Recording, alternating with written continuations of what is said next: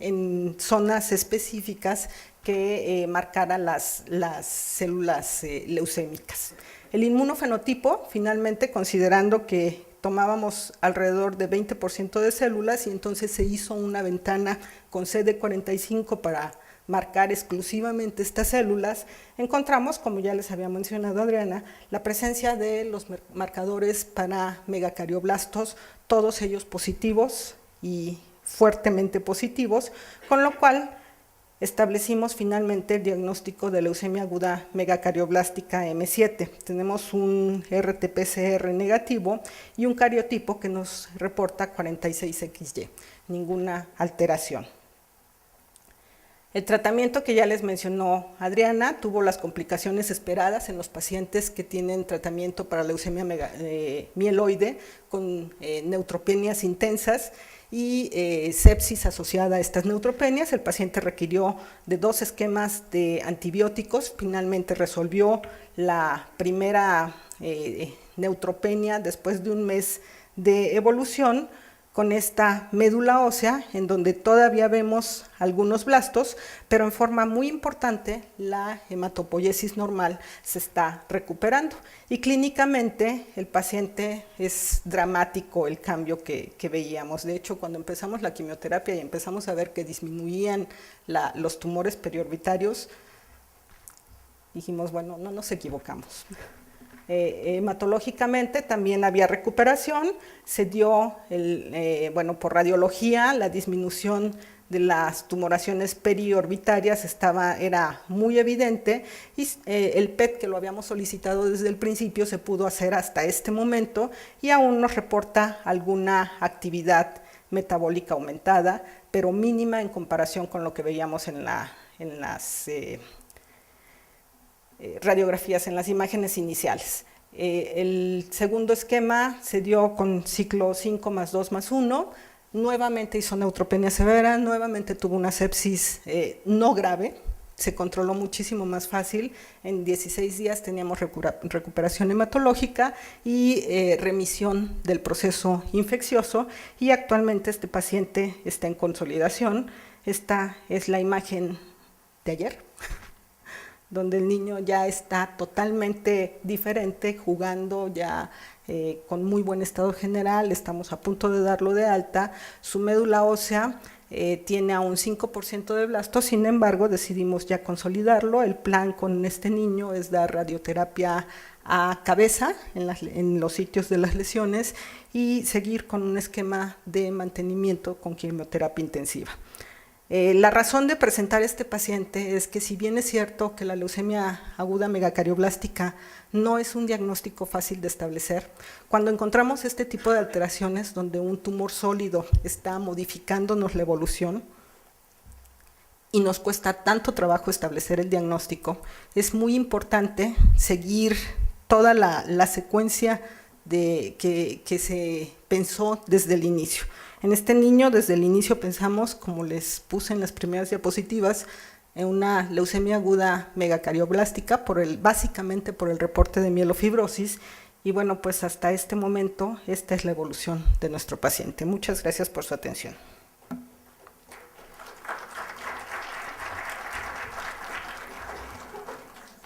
A continuación, el doctor Rogelio Paredes Aguilera nos hará todo lo relacionado con el tratamiento y los comentarios y la dificultad en el diagnóstico sobre la leucemia megacardioblástica aguda en niños. Para los que no lo conocen, el doctor Rogelio Paredes Aguilera es el jefe del Departamento de Hematología del Instituto Nacional de Pediatría. Muchas gracias, doctor. Bueno, muchas gracias a la Agrupación Mexicana para el Estudio de Hematología para intercambiar impresiones con ustedes el día de hoy aquí. El caso que traemos a su consideración es una entidad bastante rara. Yo les voy a hablar desde cuándo fue descrito el primer caso de esta entidad, en 1931, y cómo tuvieron que pasar 54 años para que adquiriera una carta de identidad reconocida por la FAB en 1985. Le voy a hablar por qué en general hay tantas dificultades para elaborar el diagnóstico en esta condición, y también les voy a mencionar la frecuencia que parece ser un poquito mayor en nuestro país en niños mexicanos. Nosotros a la fecha hemos evaluado a más de 40 niños con esta condición, de tal forma que no es una entidad tan rara. Y esto empezamos a evaluarlo a partir de 1989 y en el año 2000. Les voy a mencionar también las dificultades que hay con esta enfermedad, porque al principio, cuando se describió por primera vez, era muy difícil reconocer como miembros de la serie megacariocítica a los elementos primitivos de esta entidad.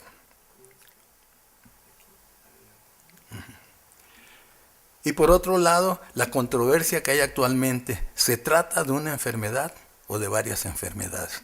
Finalmente vamos a hablar un poquito del tratamiento.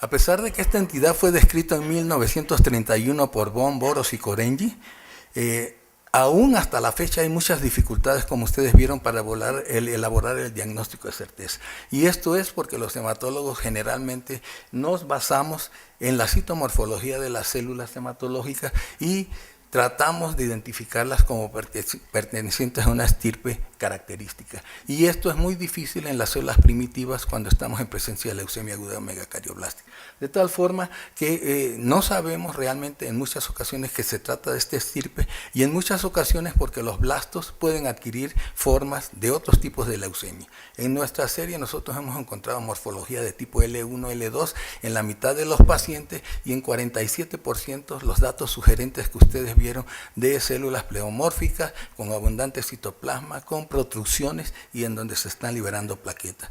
Esto nada más llegamos a observarlo en la mitad de los casos. Ahora, ¿por qué hubo tantas dificultades y pasaron 54 años para que la FAB le diera carta de identidad de esta condición? Bueno, en primer lugar porque lo hemos visto ahorita en la presentación de nuestro caso, que es difícil obtener células de la médula ósea en el aspirado de médula ósea para tratar de identificar su linaje. Vean ustedes, en una serie de varios autores, 23 de 38 niños tenían mielofibrosis en el momento del diagnóstico. Y en una revisión hecha por el doctor Windebank de una casuística mucho más numerosa de serie de casos, reportó él que en realidad 92% de los pacientes podían tener mielofibrosis en el momento del diagnóstico. Esto indica la dificultad, como ustedes vieron en nuestro caso, de que no podemos obtener elementos para tratar de identificar la estirpe comprometida. Y vean ustedes, lo mismo se ha visto en el adulto. Aquí estamos nada más trayendo dos series, una de Wang Minger, de la Universidad de Minnesota, en donde 92% de sus pacientes también tenían mielofibrosis. Y esto es en la década de los 80, cuando se empezaron a identificar los primeros casos de esta condición. El otro es de un estudio del Grupo Oncológico del Este de los Estados Unidos, en el cual 17 de 17 casos evaluados tenían mielofibrosis. Como ustedes recuerdan, esta entidad también fue descrita aquí por primera vez por el doctor Ruiz Argüelles y Alejandro Argüelles, quienes mencionaron también entre las características de la condición la presencia frecuente de mielofibrosis en grupo de pacientes adultos. La otra dificultad es, recuerden ustedes, se trataba de mieloesclerosis maligna o esto era parte de una leucemia aguda megacardioblástica. En 1963, Lewis y Sur describieron como una entidad aparte la mieloesclerosis maligna, al evaluar 5 pacientes que tenían pancitopenia, ausencia de visceromegalia y que estaban muertos al final del primer año de seguimiento. Esto entonces planteaba la dificultad de si esto era una entidad diferente o se trataba de una leucemia aguda megacardioblástica. Birman y sus colaboradores, y posteriormente un autor subsecuente, mencionaron en 1979 que esto era una entidad clínico-patológica diferente y que lo único que necesitábamos era establecer los criterios rígidos, clínicos y patológicos para reconocer esta condición. Sin embargo, Bain y colaboradores en Inglaterra, en el análisis de la literatura y de 4 casos de ellos, mencionaron que esto era parte de una leucemia aguda megacariblástica y que de hecho esto era un fenómeno local por liberación de citocinas de los megacardioblastos que estaban infiltrando la médula ósea. Originalmente se pensaba que los fibroblastos provenían de células tallo tutipotenciales hematopoyéticas, pero posteriormente se pudo identificar que provienen de células mesenquimatosas tallo pluripotenciales y que son las que dan origen a la fibrosis en la médula ósea.